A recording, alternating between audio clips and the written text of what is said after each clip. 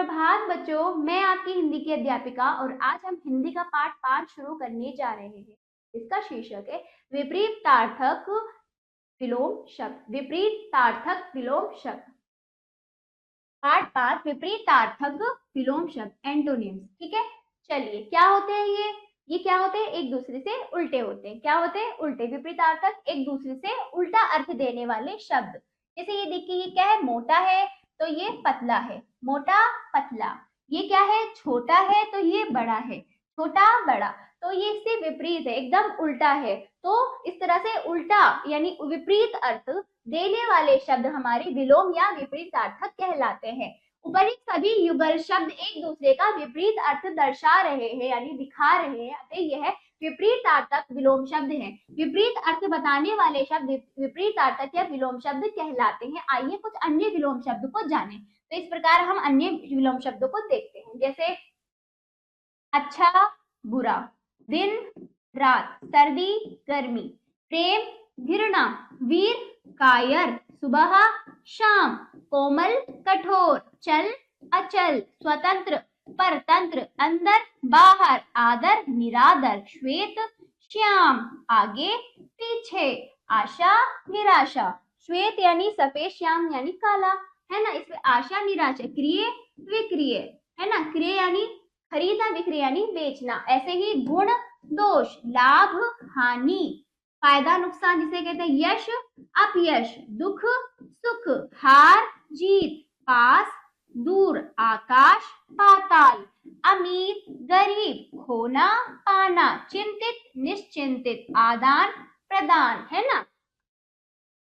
शिक्षित अशिक्षित, योग्य अयोग्य, उन्नति अवनति, है ना।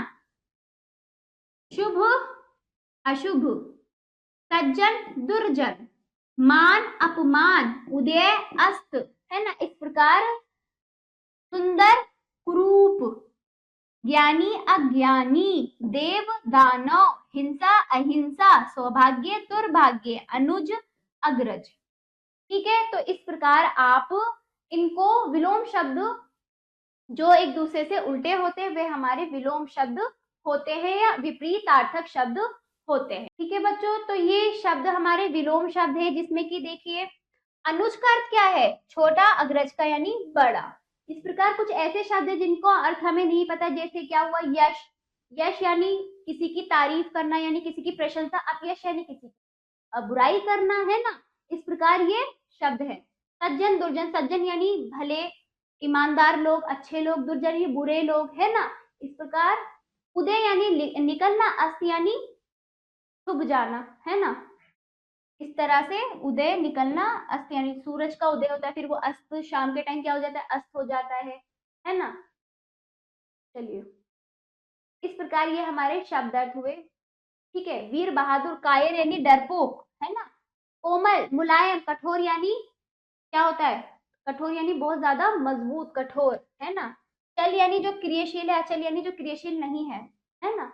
प्रकार स्वतंत्र आजादी, परतंत्र क्या होता है? आजादी का उल्टा क्या होता है? गुलामी, है ना।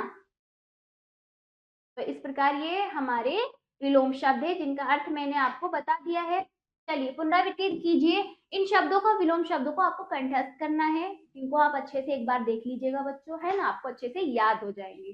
ठीक है बच्चों, तो जिस प्रकार का शब्द हो उसके लिए उसी प्रकार के विलोम शब्द का प्रयोग किया जाता है। कहने का आशय यह है कि तत्सम शब्द के लिए तत्सम विलोम शब्द तथा तद्भव शब्द के लिए तद्भव विलोम शब्द का प्रयोग होता है। तत्सम यानी संस्कृत का होता है, तद्भव जो संस्कृत से परिवर्तित होकर जो हिंदी में उसका प्रयोग हो रहा है, संस्कृत से जो परिवर्तित होकर जो हिंदी में उसका प्रयोग हो रहा है, वो हमारा तद्भव कहलाता है। तो तत्सम शब्द का अर्थ तत्सम का विलोम तत्सम में ही होना चाहिए, तद्भव का विलोम तद्भव में ही होना चाहिए। जैसे प्राचीन का नवीन, पुराना का नया, नर का नारी, दिन का रात, है ना।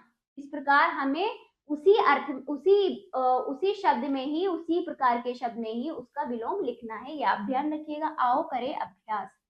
चलिए पहला देखिए, निम्नलिखित वाक्यों के खाली स्थानों की पूर्ति रंगीन शब्द के विलोम से कीजिए। ठीक है, ये हमारा रंगीन शब्द है। हमारे साहसी वीरों के पहुंचते ही शत्रु के, क्या वीर का जो विलोम क्या था? कायर। कायर क्या था बच्चों? कायर। ठीक है। दूसरा देखिए, जितनी बेईमानी स्वतंत्र भारत में है उतनी डैश भारत में भी नहीं थी। परतंत्र, स्वतंत्र यानी पहले हमारा देश क्या था बच्चों, गुलाम था अंग्रेजों का, तब बेईमानी इतनी नहीं थी जितनी आज के टाइम में है। आज भी हमारा देश पूरी तरह से स्वतंत्र नहीं है, बेईमानियों से, भ्रष्टाचार है ना, इस वजह से जितनी बेईमानी स्वतंत्र भारत में है उतनी परतंत्र भारत में भी नहीं थी, उस समय भी नहीं थी। क्रिकेट में श्रीलंका जीत गई और ऑस्ट्रेलिया हार गया। अगला देखिए, चौथा, माँ ने कहा सबसे प्रेम करो, किसी से क्या मत करो, घृणा। तो इसका उल्टा क्या हुआ प्रेम का, घृणा। तो आपको ये ध्यान रखना है, यदि तत्सम शब्द में आपका शब्द है उसका विलोम आप तत्सम में ही लिखेंगे, ये नहीं कि अन्य कोई भी शब्द आप उसका उल्टा लिख दोगे। तद्भव का तद्भव में, तत्सम का तत्सम में। चलिए, निम्नलिखित शब्दों के विलोम शब्द लिखिए और उन विलोम शब्दों के आधार पर वाक्य बनाए। इसका विलोम क्या होता है, घृणा, प्रेम का घृणा।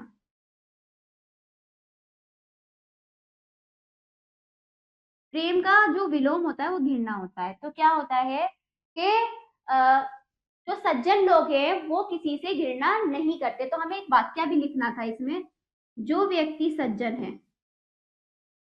जो व्यक्ति सज्जन व्यक्ति किसी से घृणा नहीं करते। सज्जन व्यक्ति किसी से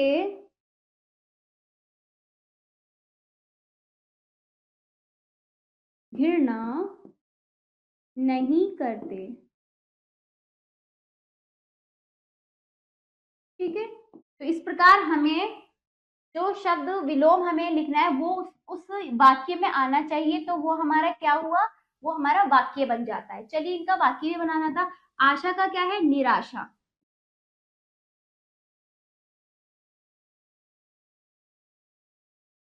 तो निराशा से आप बताइए क्या वाक्य बन सकता है। निराशा कभी हमें आगे जीवन में आगे बढ़ने नहीं देती, निराशा जीवन में कभी आगे बढ़ने नहीं देगी। निराशा